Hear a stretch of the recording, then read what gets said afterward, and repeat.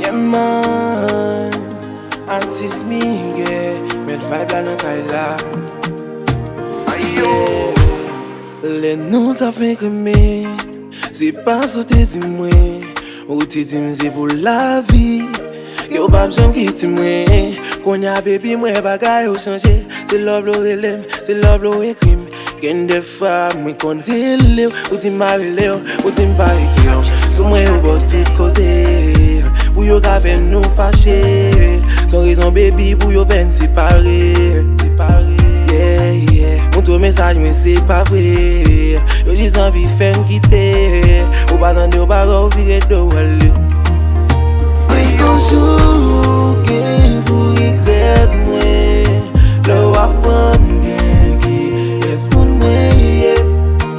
Men le wapan, tout sa wot ap zi yo ba jan verite. Se dize relasyon yo te bese krasi, baby ou gen pou regret mwen. Mwen sonje ti bo yo, sonje sakrifis yo. Baby sonje bel moman nou pase. Yon relasyon e ti konstwi, ou ki te bouche moun bin detwil. Panan te di yo met pale, sentimon pou mwen pap jam chanje. Sou mwen yo bot tout koze, pou yo ka ven nou fache. Son rezon baby pou yo ven separe. Yeah, yeah. Moun tou mensaj men se pa vre. Yo dizan vi fen kite, ou ba tande ou ba rou vire do wale.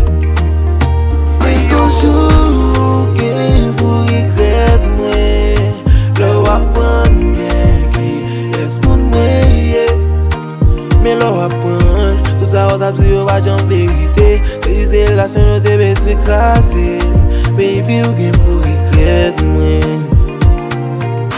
Ou gen pou regret mwen, ou gen pou regret mwen. Baby ou gen pou regret mwen.